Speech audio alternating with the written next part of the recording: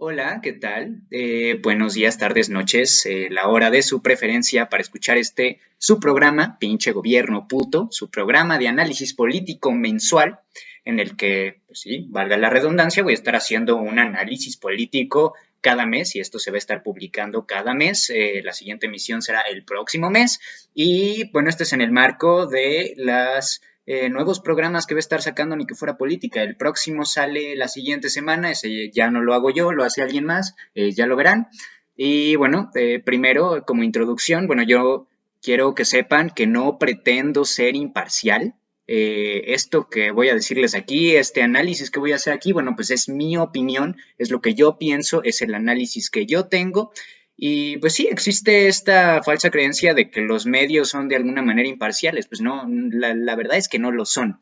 Entonces, pues no sé, creo que es mejor que empecemos a nutrirnos de opiniones diversas que realmente tienen la finalidad de decir esto es una opinión y no un hecho.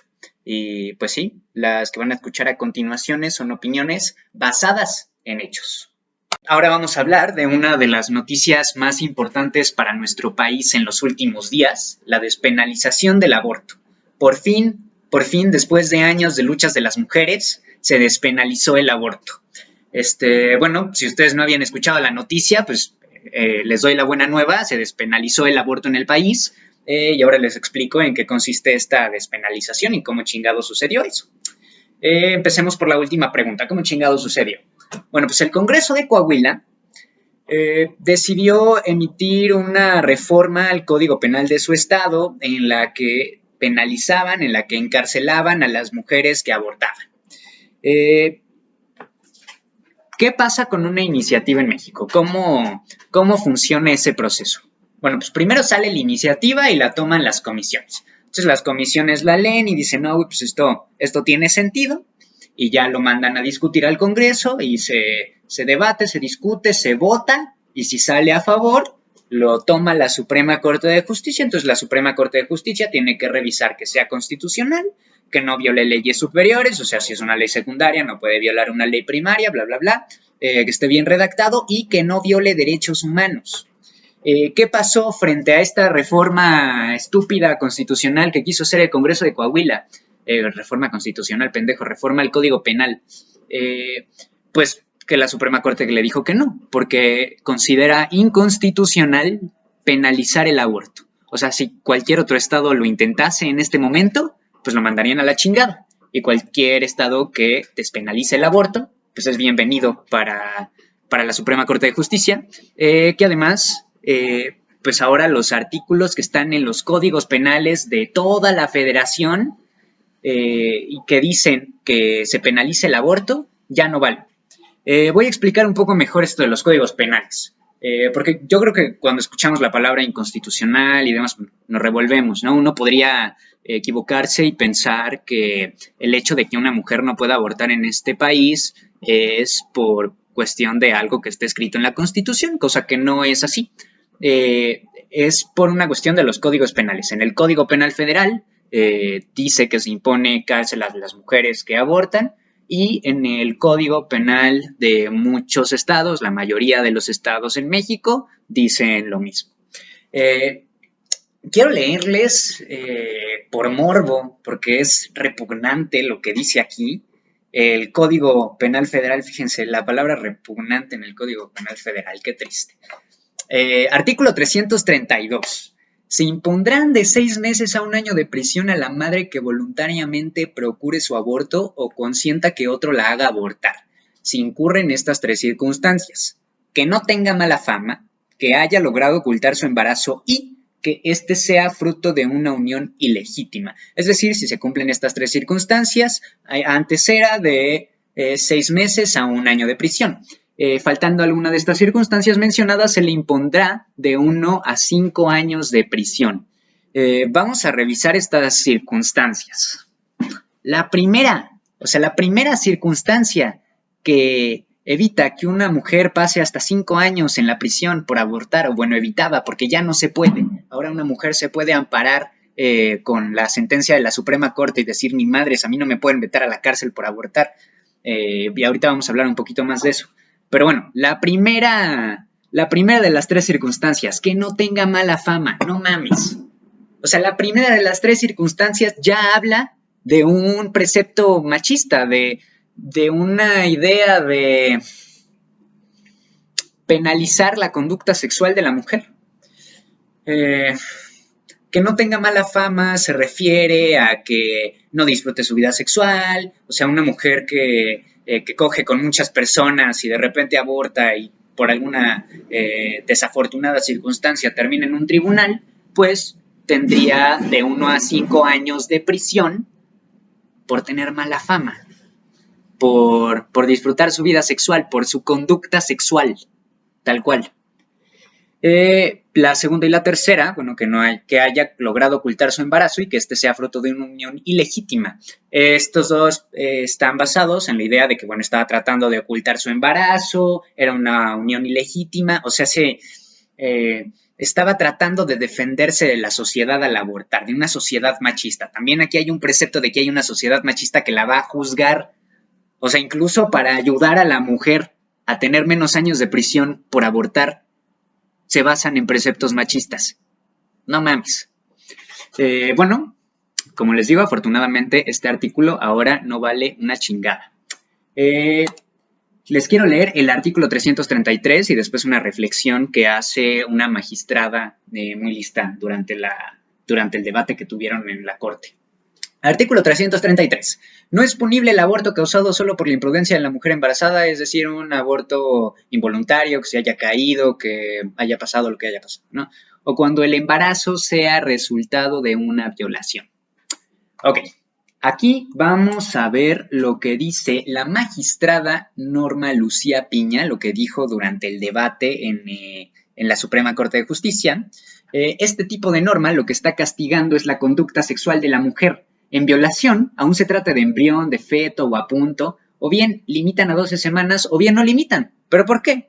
Porque tiene carácter de víctima y no otorgó su consentimiento. En cambio, cuando otorga consentimiento no le permiten abortar en ningún tiempo. Entonces está referida a la conducta sexual de la mujer, lo que también la hace inconstitucional. Vamos a ver con mayor detalle qué es lo que nos dice aquí la magistrada Norma Lucía. En primer término, en una relación sexual sin consentimiento, como segundo término, se puede, por una relación sexual sin consentimiento, se puede abortar. Primero, esto que acabo de decir es una pendejada, porque no existen las relaciones sexuales sin consentimiento, se llaman violaciones, pero lo vamos a decir así para poder hacer el silogismo, ¿ok? Entonces, repito, en una relación sexual sin consentimiento se puede abortar. En una relación sexual con consentimiento no se puede abortar. ¿Qué es lo que cambia para que se pueda y para que no se pueda abortar? El consentimiento. Entonces, ¿qué es lo que se está penando realmente? La conducta sexual de la mujer. El hecho de que la mujer dé su consentimiento, o sea, le va mejor si no da su consentimiento. El hecho de que ella desee tener esa relación sexual la priva de su libertad. Fíjate, qué chingadera, ¿no? Y bueno, no sé, creo que hablar de todas las razones por las que el aborto es una política necesaria y que lucha contra uno de los mayores enemigos de los estados capitalistas, que son la oligarquía y la desigualdad, en este caso lucha contra la desigualdad, es una política buenísima. ¿Por qué? Porque hay muchas mujeres que se ven coartadas de su libertad porque se les obliga a parir. ¿Por qué es eso? Cuando a una mujer se le prohíbe abortar, se le está al mismo tiempo obligando a parir. Y es su cuerpo, se le está obligando a parir, se le está privando de su libertad, se le está coartando su vida, se le obliga a dejar sus estudios, a tener otro ritmo de vida, a cambiar su plan de vida para siempre, porque no la dejaron abortar por preceptos machistas, por leyes estúpidas como la que les acabo de leer, por la cual hay un chingo de mujeres actualmente en prisión. Se calcula que 470,000 mujeres, aunque no podemos saber el dato con precisión, porque con este sistema de justicia de la chingada hay un chingo de personas en la cárcel sin ninguna sentencia y hay un chingo de personas que no sabemos qué están haciendo ahí. Ok. Vamos a hablar de la conferencia que dio el magistrado presidente Arturo Saldívar después de que la Corte tomara esta sentencia. Eh, Él dice que a partir de este momento, bueno, algo anecdótico. El presidente de la Suprema Corte pues, dice que ahora cada mes va a estar dando una conferencia de prensa para reportar avances. ¿Avances en qué? En sus políticas feministas. Dice que se están tomando políticas feministas en la Corte. Una de ellas fue despenalizar el aborto. Es una política feminista en toda regla. Otra, él denuncia que en el organismo de justicia de nuestra nación había un chingo de machismo. Dice que había una cultura del machismo, que se toqueteaba a las mujeres, que se les trataba como objetos, que no había paridad en los puestos, que hubo violaciones en los edificios donde se ejerce justicia en nuestro país. Entonces, bueno, él dice que está tomando cartas en el asunto, que está dando puestos paritarios, que la mayoría de los puestos que ha dado durante su administración son a mujeres para poder hacer esta paridad posible, porque actualmente obviamente hay una mayoría masculina que se está contrarrestando, que está expulsando jueces, que está despidiendo jueces, que está recabando testimonios. Esta es una de las políticas feministas que está tomando el presidente magistrado. A mí me parece muy importante que la denuncie. Yo no diría que es una cultura machista, yo diría que es una cultura de la violación. Pero bueno, pasemos al siguiente punto. Esto personalmente me emocionó mucho. Son las licencias de paternidad de 3 meses. Así como a las mujeres se les da una licencia de maternidad de 3 meses a partir de que paren al niño, pues ahora a los hombres también nos van a dar tiempo para ir a cuidar, a atender a la crianza de nuestros hijos, ¿no? Esto tiene principalmente 2 consecuencias. La primera es que exista una cultura de que son ambos géneros, bueno, ambos géneros dentro de la concepción clásica, ¿no? Ya no existen 2 géneros, pero que son tanto hombre como mujer, son todos en la casa los que tienen que encargarse, son ambos padres los que tienen que encargarse de la crianza de los niños de la casa. Eso se tiene que arraigar en la cultura y esta política nos ayuda a eso, porque durante los primeros 3 meses del nacimiento del niño, ahí va a estar también el papá ahora. Y también otra cuestión respecto a la discriminación laboral que se ejerce contra las mujeres todo el tiempo, porque hay un chingo de patrones gandallas, como son la mayoría, que se niegan a aceptar mujeres porque en algún momento les tendrían que dar la licencia de maternidad. Fíjense qué chingadera. Y ahora, como la licencia de maternidad, bueno, la licencia de paternidad también se nos da a los hombres, pues ya se chingaron. Tienen que contratar también a las mujeres porque no tienen razón de no hacerlo, no tienen ninguna razón para discriminarlas. Ya, obvio, no existe ninguna razón para discriminar a nadie, pero el hecho de que el Estado esté estructurado de alguna manera para que las cosas sean más iguales para todos, pues es importante para que esto pueda suceder, vamos.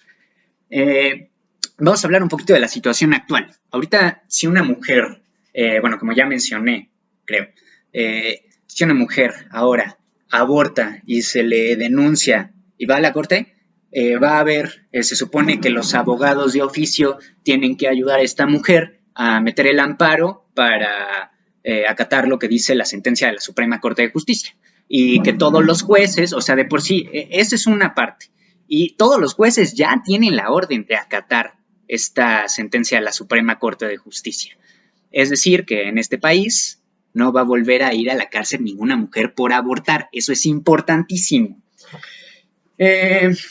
Por otro lado, todavía falta mucho trabajo porque si bien el aborto es relativamente legal, aunque todavía siguen los códigos penales, eso me parece muy triste, pero todavía sigue ahí, bueno, sigue sin ser seguro y gratuito. Recuerden que las 3 consignas feministas para el aborto son legal, seguro y gratuito. Bueno, falta seguro y gratuito. ¿Por qué es importante que sea seguro y gratuito? Bueno, pues para darle en la madre otra vez a uno de esos grandes enemigos que tienen los estados capitalistas, la desigualdad. Las mujeres ricas actualmente pueden abortar, ¿no? Sin problemas, pueden pagar un viaje a la Ciudad de México, pueden pagar en la clínica de aborto, etcétera, etcétera. El grueso de la población no puede. Es caro y es en muchas ocasiones, porque se hace al margen de la ley, es peligroso. Entonces todavía falta esto.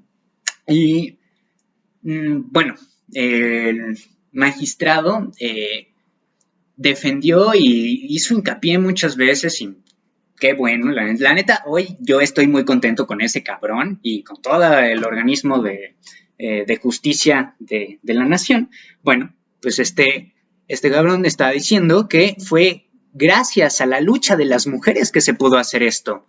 Porque hace... Ay, permítanme tomar tantita agua porque mi pinche garganta...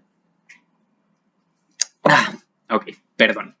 Eh, bueno, eh, él dice que hace 10 años ni de pedo hubieran podido afirmar esta política, no se hubiera podido sacar esta sentencia, que ha sido gracias a la lucha de las mujeres, gracias a muchas mujeres que, de hecho, ahorita posiblemente me estén escuchando, porque son muchísimas las mujeres que han salido a marchar, son muchísimas las mujeres que han salido a organizarse, a luchar, a hacer algo porque esto cambie. Bueno, pues fue gracias a todo ese movimiento político que han hecho durante estos últimos años lo que provocó que por fin se despenalizara el aborto en nuestra nación. Es decir, que todos esos machistas pendejos que dicen que no logran nada, pues se pueden ir a la chingada, porque no es cierto. Se consiguen cosas y logran cosas en pro del beneficio de todos, aunque no lo quieran reconocer así.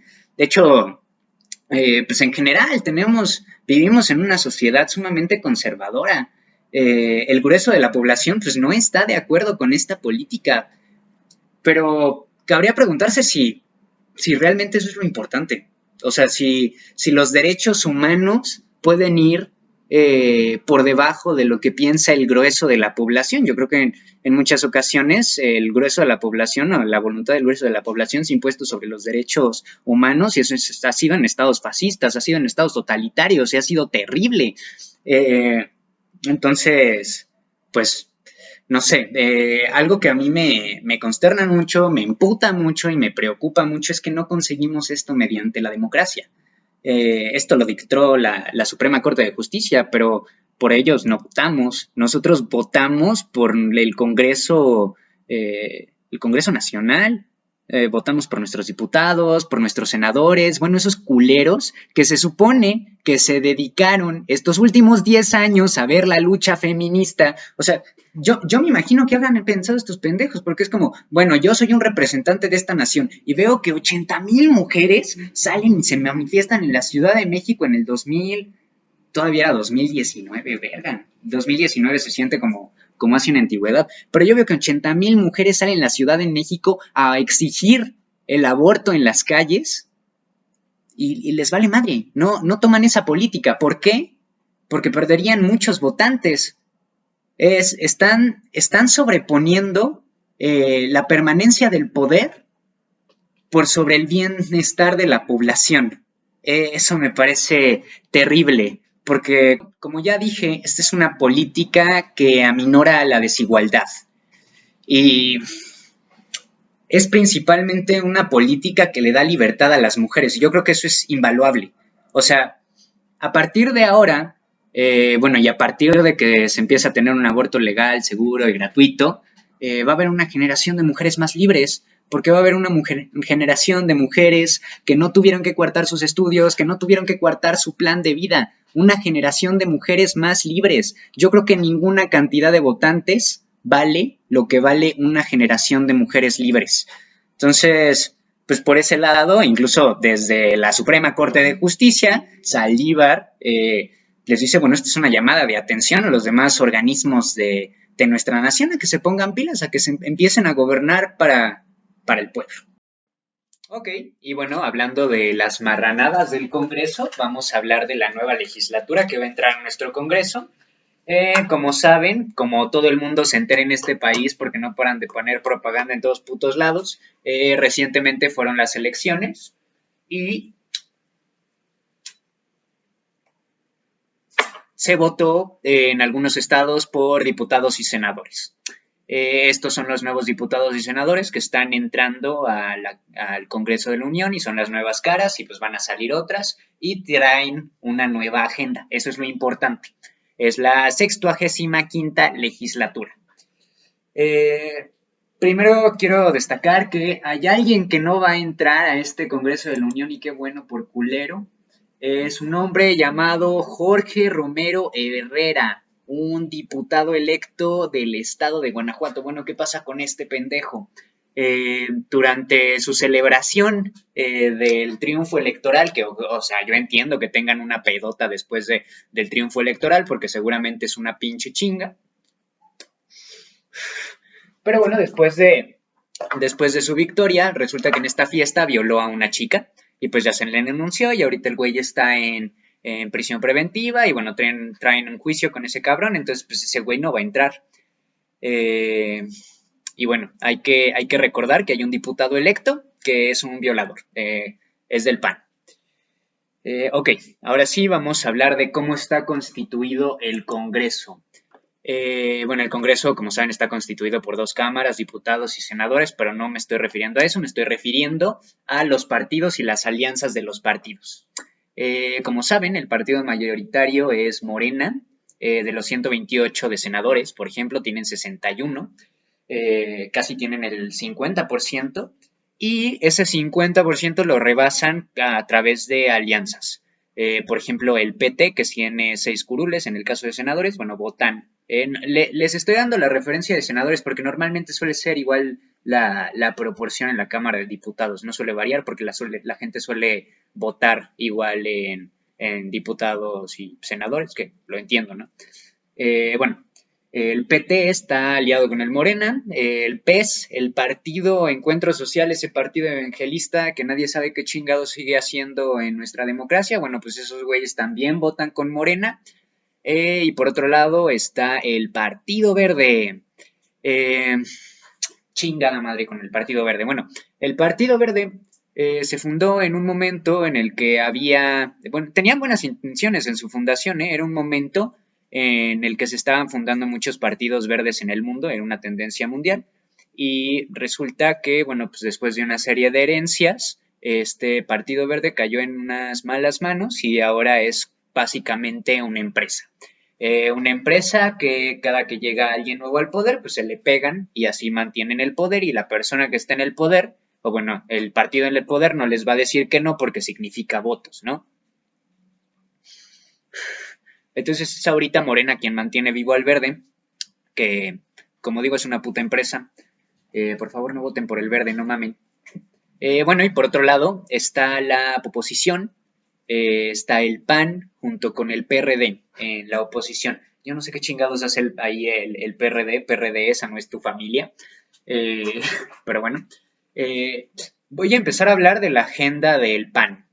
¿Por qué voy a empezar a hablar de la agenda del PAN, de la oposición? Porque es la más sencilla. De hecho, ustedes pueden ver en el canal de YouTube del Congreso de la Unión, les hacen entrevistas a los diputados y senadores cuando van entrando por primera vez al Congreso, ¿no? A la 65ª legislatura y les preguntan un poco por su agenda. Bueno, el PAN, los panistas, pues básicamente dijeron, vamos a frenar a López Obrador, vamos a frenar todas las reformas de López Obrador. Entonces, pues sí, el PAN, tenemos una oposición que no tiene ninguna arquitectura de Estado. Bueno, sí la tienen el neoliberalismo, ¿no?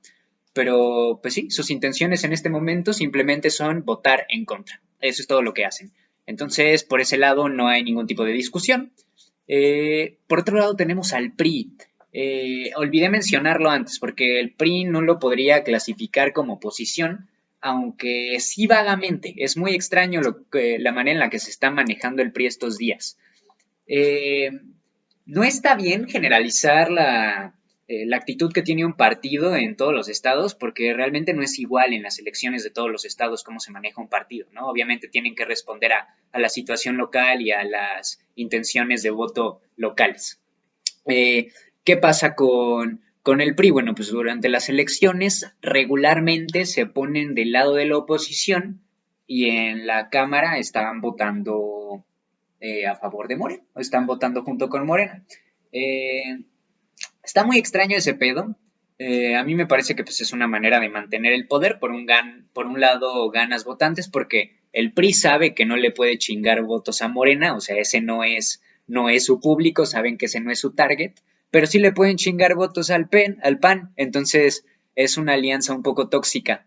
Y por otro lado, pues consolidan cierta amistad política dentro del Congreso, votando junto con Morena. O sea, están jugando muy bien los hijos de su puta madre. Vamos a continuar. ¿Cuál es la agenda legislativa de Morena? Que es la misma agenda legislativa que casi todo el Congreso. Bueno, todavía no salen las iniciativas como tal. Se dice que son 3 reformas principalmente que quieren hacer estos güeyes. Y se las voy a nombrar. Ahorita vamos a hablar un poquito de cada una. Una reforma político-electoral, una reforma energética y una reforma para la Guardia Nacional. Es la más repugnante de todas. Ok, primero la reforma político-electoral. Bueno, no sé si ustedes lo sepan, pero el presidente está sumamente emputado con el INE ya hace varios meses. ¿Que tiene sus motivos? La verdad es que sí tiene sus motivos.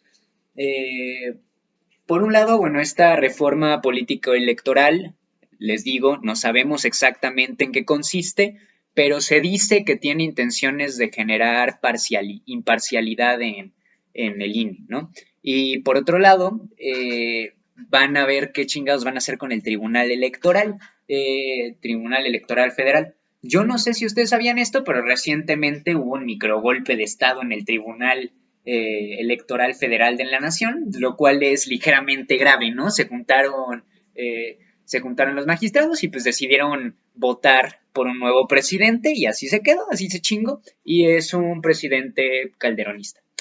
Entonces, pues sí, así está la situación. Quién sabe cómo vaya a resultar esta reforma político-electoral, pero hay que tener mucha atención en esta pinche reforma, porque son las reformas político-electorales las que a lo largo de la historia, al menos en las últimas décadas, han cambiado el equilibrio del poder en nuestro país.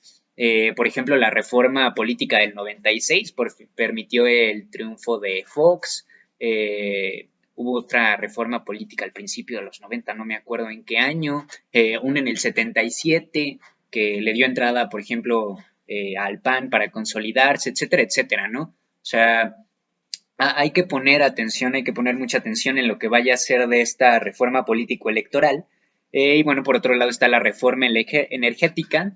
Vi una entrevista con una diputada que estaba explicando más o menos estas iniciativas, que no entienden porque se las va a mandar el presidente. O sea, básicamente esto hay que tenerlo bien claro. En el Congreso no se discute nada. O sea, todo ya está votado, todo ya está decidido. Hay algunos partidos que negocian ligeramente, los que están de aliados de Morena, tienden a negociar un poco. El PRI negocia, el PAN y el PRD no negocian, Morena no negocia. O sea, básicamente todos están parados ya con lo que se les manda hacer desde las cabezas del partido, ¿no? Entonces, bueno, en este caso la cabeza del partido, bueno, no oficialmente, porque tiene un presidente el partido, pero la cabeza del movimiento de la Cuarta Transformación es Andrés Manuel López Obrador y pues manda estas reformas políticas. Bueno, regresemos a la reforma energética, porque ya me desvío un chingo. La reforma energética, según la describe esta diputada, pues va a consistir en poder de alguna manera explotar más nuestras minas. Yo no entiendo a qué se refiere, porque por un lado ella habla de nuevos métodos que no son dañinos al ambiente, que nos van a permitir poder, pues sí, seguir aprovechándonos de estos recursos naturales. Pero por otro lado, pues la mayoría de las minas están controladas por mineras canadienses en nuestro país. Así es, las utilidades de nuestros recursos naturales, esa plusvalía, todo se va a Canadá. Sí, es tristísimo, pero así es. Entonces, pues no sé, a mí me gustaría que por ahí fuera la reforma energética por la parte de las minas, ¿no? Que se le quitara a estas mineras canadienses nuestros recursos naturales y que empiecen a tener utilidades para el Estado. Existe una falsa creencia de que puede haber más utilidades o más beneficio a partir de una empresa privada en lugar de una empresa paraestatal, que es completamente falso, porque las utilidades tienen que ir para la empresa. En cambio, en una empresa paraestatal, pues no, es completamente diferente y va por otro lado. Ok, vamos a hablar ahora del paquete económico. No, se me olvidó hablarles de la Guardia Nacional. Esto está culerísimo. La idea básicamente es pasar la Guardia Nacional de la Seguridad Pública a la Sedena, así como suena. Básicamente se van a engrosar las filas del ejército. El argumento es que la Guardia Nacional es una fuerza que ya está instruida en derechos humanos y en paridad de géneros, y así lo dicen. Pero, pues claro que no. O sea, si tú te fijas en la historia de la Guardia Nacional, pues son elementos, algunos de la milicia, algunos vienen de la antigua Policía Federal, etcétera, etcétera. Entonces, pues no representan nuevos elementos. Se suponía que a los 5 años de la consolidación de la Guardia Nacional, ay cabrón, otra vez voy a tomar agua, disculpen. Se suponía que a partir de 5 años después de la consolidación de la Guardia Nacional iban a pasar a ser nuevos elementos los que consideran esta guardia y ya no iban a ser los viejos elementos que ya sabemos que son culeros. No sé, pues ahora ya sabemos que eso a los 5 años pues no va a pasar porque, como bien dicen, esta diputada que vi su entrevista, pues no se ha logrado consolidar todavía la Guardia Nacional y ella jura y perjura que tienen una credibilidad increíble y por parte de la población es cierto, o sea, hay una fracción de la población que tiene más confianza en la Guardia Nacional, pero la verdad es que no tenemos razones, están masacrando, están golpeando violentamente a migrantes en la frontera sur.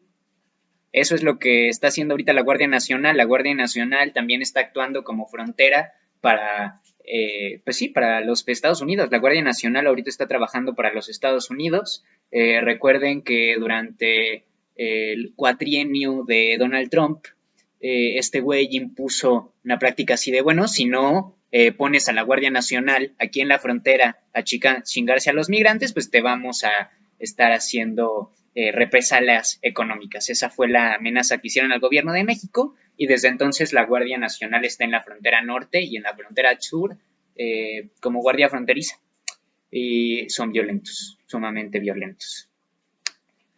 Ok, ahora sí, vamos a hablar del paquete económico.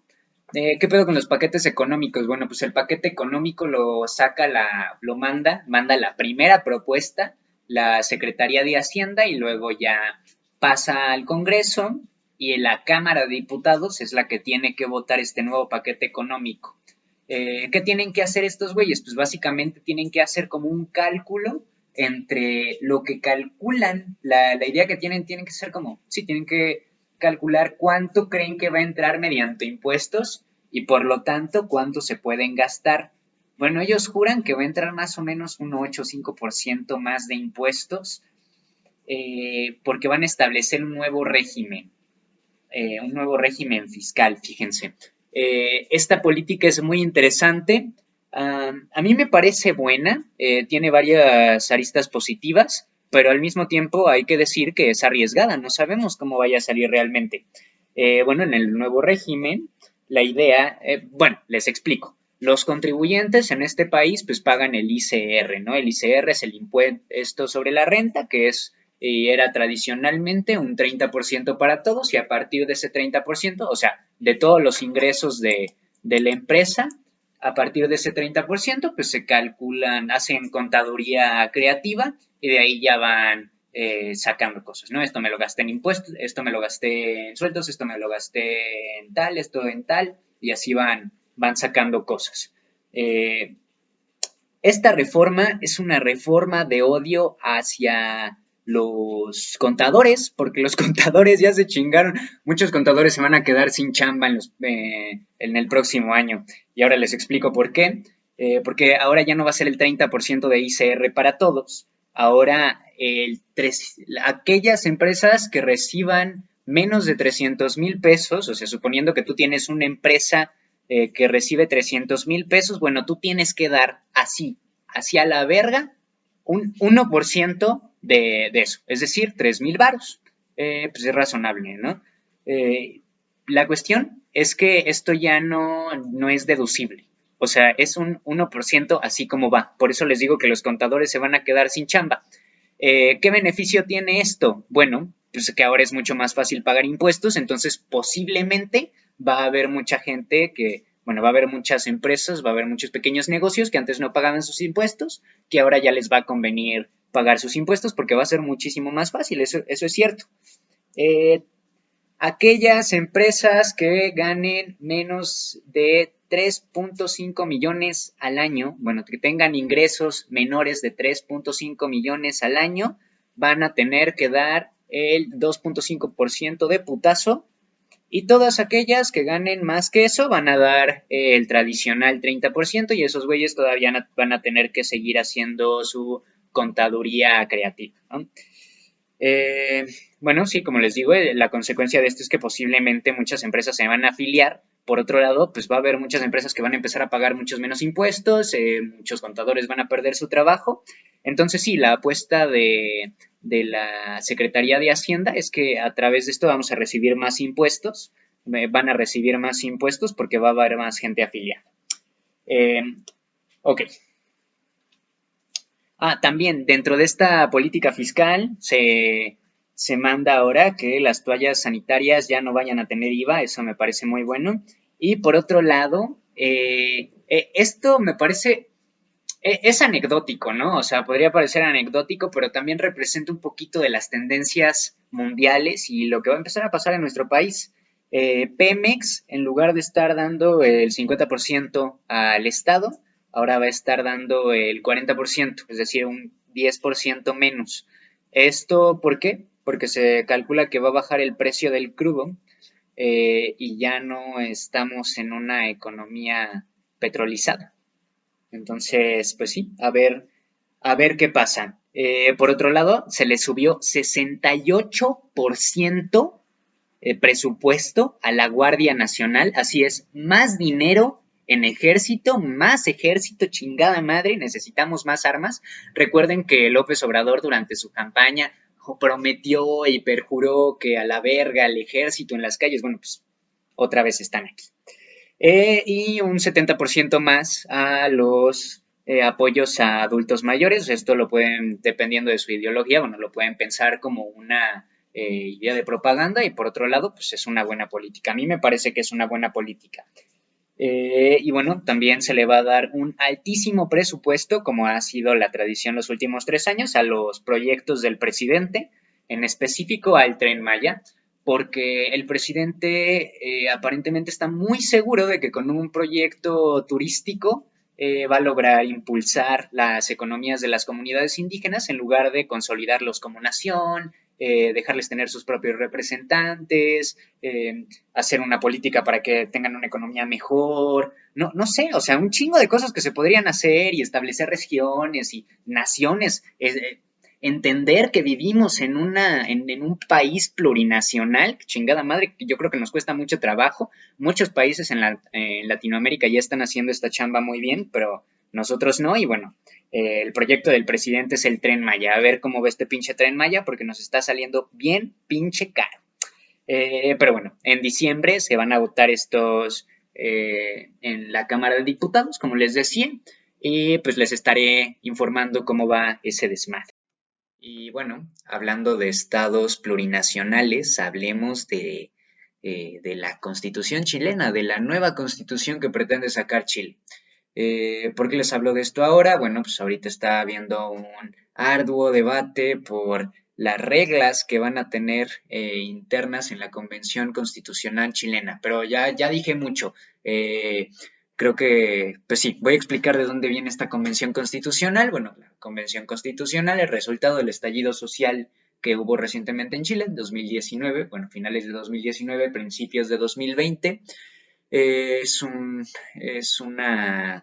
estallido social producto de la desigualdad, producto de las políticas neoliberales que se le establecieron a huevo a Chile. ¿Por qué considero que tenemos que interesarnos en la nueva Constitución chilena? Pues porque tenemos problemas muy similares y porque están avanzando de una manera que me parece muy interesante. Bueno, un poquito de contexto, ¿por qué se le dice y de memoria también, por qué se le dice a Chile que es el laboratorio del neoliberalismo? Bueno, se le dice laboratorio porque los trataron como ratas de laboratorio. Estados Unidos apoyó, fíjense, el 11 de septiembre, el día que ellos conmemoran el terrible atentado a las Torres Gemelas, el atentado terrorista, bueno, ellos cometieron un atentado terrorista financiando el golpe de Estado de Pinochet al democráticamente elegido gobierno de Salvador Allende, porque Salvador Allende era socialista, y con los favores que le debía Pinochet a Estados Unidos, pues dejó entrar a los Chicago Boys. Los Chicago Boys fueron quienes establecieron las políticas neoliberales, que provocaron después la desigualdad que hemos estado viendo en todos los países donde se estableció el neoliberalismo, como es México. Eh, ok, con ese contexto, ¿qué pedo con la Convención Constitucional? ¿Cómo está conformada? Bueno, pues como no podría ser de otra manera después de un estallido social tan fuerte como el que tuvieron, pues hay una gran mayoría de izquierda. Por ejemplo, hay 17 escaños que ocupa el colectivo socialista, pero no solo eso, muchos escaños están ocupados por independientes que se agruparon durante el estallido social. Los estallidos sociales generan unidad en la población y bueno, pues hubo, o sea, ahí ahorita en la Convención Constitucional, pues están periodistas, están activistas, hay 17 escaños dedicados únicamente a pueblos originarios, un gran acierto, y bueno, 37 del Partido Conservador de Sebastián Piñera. Son 155 escaños en total, o sea que la derecha tiene una minoría. O sea, van bien, pues. ¿Qué pasa? Bueno, ¿cuáles son las prioridades de esta Constitución chilena? Uno, pues, aminorar la terrible desigualdad que tenían, ¿no? Dos, plurinacionalidad. Y tres, una agenda feminista, o bueno, paridad de género. Eh, quiero hacer hincapié en, en algo que, bueno, respecto a la plurinacionalidad, algo que dice uno de los representantes de pueblos originarios, aquí lo anoté, él dice, los pueblos originarios están en el catálogo de los derechos humanos, pero no en el sistema de distribución de poder. Fíjense qué acertado, es cierto. O sea, son naciones que estaban ahí incluso antes que el Estado, pero como el Estado se antepuso a estas naciones desde un principio, pues no pudieron formar parte de ese Estado jamás, no pudieron tomar poder político en ningún momento, y eso también nos pasa en México. Entonces, me parece muy interesante que tomen esta política y que tomen esta postura y bueno, por ejemplo, una de las cosas que decidieron recientemente, porque ahorita todavía no se está votando la Constitución chilena, todavía falta un poco. En unas semanas van a empezar a votar la Constitución chilena. Ahorita que están haciendo, votando los reglamentos internos de la convención. Eh, bueno, y entre esos reglamentos establecieron un tiempo extra a los pueblos originarios.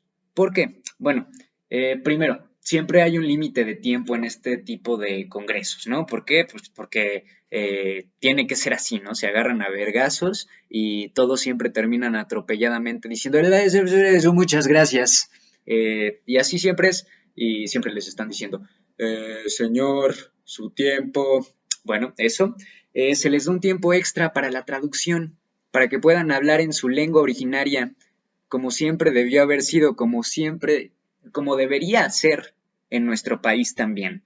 Es un gran acierto, al menos en el reglamento, lo que llevan. También decidieron que los artículos se van a votar con 2/3 de votación para que haya un consenso que probablemente va a estar encabezando la izquierda, aunque fíjense, en Chile, pues, bueno, al menos los representantes elegidos, pues muchos no están tan pendejos, ¿eh? O sea, bueno, de la derecha, eh, porque es una derecha que trata de negociar, no está tratando de obstaculizar, saben que están en minoría, saben que no pueden estar haciendo fiesta como hace aquí el PAN, saben que no pueden ser un partido católico, que fíjense, hace poquito por razones de investigación me metí a la Wikipedia del PAN, dato curioso, ahí dice que es un partido laico, what the fuck.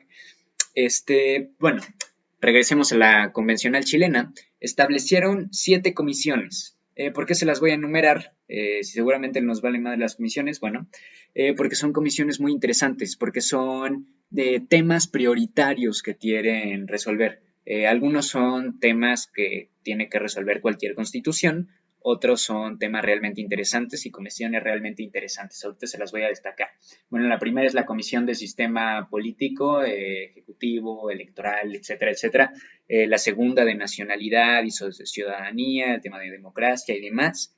La tercera, una de las que más me interesa, es de descentralización, justicia territorial, gobiernos locales, forma del Estado y organización fiscal. Fíjense qué pedo, ¿no? O sea, cuando están hablando de gobiernos locales, cuando están hablando de descentralización, cuando están hablando de justicia territorial, fíjense el término justicia territorial, obviamente están haciendo referencia a los estados plurinacionales, obviamente están haciendo referencia a reconocer que dentro de un solo país existen un chingo de naciones, existen muchas naciones, existen muchos pueblos. El pueblo chileno está conformado por muchos pueblos, así como el pueblo mexicano. Un gran acierto. La cuarta va a discutir derechos fundamentales, ahí va a haber putazos. Y ojalá se pongan pilas porque los tenemos que estar viendo, los vamos a estar viendo. En la quinta, medio ambiente, derechos de la naturaleza. Fíjense, derechos de la naturaleza tiene derechos, ¿qué pedo? Estos güeyes están en el 2029, no sé. Bienes naturales comunes, se hablaba mucho de que no se puede, por ejemplo, privatizar el agua, ¿no? Fíjense qué pedo, o sea, ¿por qué tenemos que estar discutiendo el hecho de que se privatice o no el agua? Es ridículo.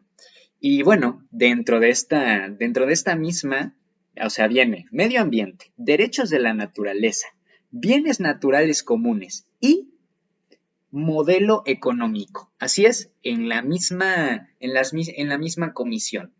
Es muy interesante a ver cómo lo manejan. Sexto, bueno, sistemas de justicia, órganos autónomos, reformas constitucionales. El séptimo es sistemas de conocimiento, ciencias, tecnología, cultura, arte, patrimonios, etcétera, ¿no? Los que más me gustaría destacar, bueno, son el tercero, la de la descentralización, de los derechos fundamentales, el que hace referencia al medio ambiente, los derechos de la naturaleza, etcétera. Es muy interesante lo que están haciendo en Chile. También hablan de que quieren tener una constitución que tenga un lenguaje claro, que no esté en lenguaje de abogado. Yo sé que muchas personas que estudian Derecho me la van a rayar, ¿no? Pero, o sea, porque entiendo que tiene que tener un lenguaje de alguna manera que sea, no sé, que no se pueda violar legalmente, que sea fuerte a través del derecho, pero también quieren priorizar que sea una constitución que pueda entender el pueblo chileno, que puedan leer la constitución y entender cuáles son sus derechos, porque uno muchas veces se mete a la constitución, está en un idioma de abogado y esos güeyes hablan bien raro y no se entiende nada, ¿no? No sé, estoy muy asombrado por lo que están haciendo y hay que estarles echando un ojo porque tenemos problemas muy similares, tenemos un pueblo indígena reprimido, alejado del Estado, del poder del Estado, tenemos también una terrible desigualdad proveniente también del sistema neoliberal, vamos a ver qué artículos hacen, vamos a ver qué estrategia tienen dentro de la Constitución para tratar de revertir esta desigualdad proveniente del neoliberalismo, de la imposición de Estados Unidos sobre Latinoamérica. Y pues sí, hay que echarle un ojo a la Constitución chilena. Esténse al pedo al respecto y es algo que a todo Latinoamérica nos interesa y ya veremos si algún día le seguimos el paso. Ojalá. Bueno, ya para finalizar les voy a hablar de un par de noticias que me parecieron muy interesantes de nuestra nación estos últimos días. La primera, van a quitar ya oficialmente, ahora sí, el monumento a Colón. Recordemos que el monumento a Colón en Paseo de Reforma en la Ciudad de México ya tenía rato que no estaba, se había retirado según para restaurarlo, ¿no es cierto? Al Chile, pues el pueblo amenazó con tirarlo, entonces el gobierno decidió retirarlo antes de que aquello pasara. Hubiera sido divertido de ver, la verdad. Pero bueno, Claudia Sheinbaum decidió que ya no lo van a volver a poner y que en su lugar se va a poner un monumento a la mujer indígena. Una decisión muy acertada por todo lo que acabamos de comentar. Y además, porque Colón, los valores que representa Cristóbal Colón no son valores con los que se represente o con los que se identifique la sociedad actual. Y qué bueno. Y muchos podrían argumentar que esa estatua forma parte de la historia. Sí, pues a la chingada, que la manden a un museo y le fue bien. Si lo hubieran tirado, si lo hubieran quemado, también hubiera sido correcto. Es tan parte de la historia esa estatua como saber que la quitamos y pusimos algo en su lugar. Eh, no sé, les cuento, por ejemplo, en Roma, en la antigua Roma, enfrente del Coliseo Romano, había una estatua a Nerón y cuando la dinastía Claudia derroca a Nerón, la quitan, bueno, le quitan la cabeza y le ponen la de Apolo y le ponen que ahora es el monumento a Apolo, ¿no? Y muchos podrían llorar así, no, no mames, quitaron el monumento a Nerón, ¿no? Pero nosotros sabemos que el monumento de Nerón estuvo ahí, tenemos registro y eso pasó hace más de 2000 años. Y tenemos el registro, lo sabemos actualmente. Bueno, no fue hace más de 2000 años, fue hace como 1950, aprox, no estoy seguro.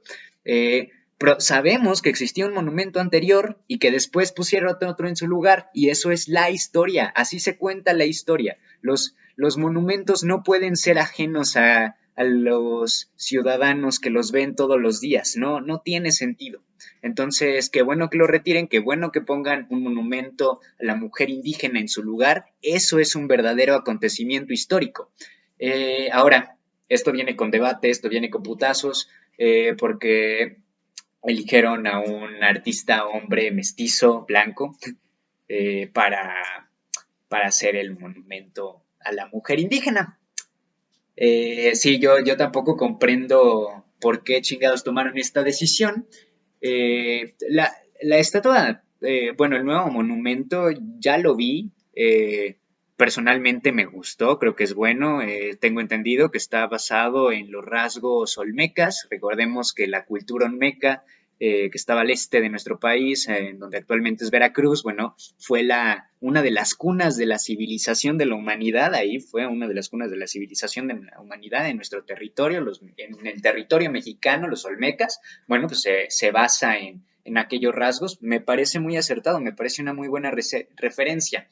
Eh, el hecho de que la haya hecho él, bueno, ese es el verdadero problema.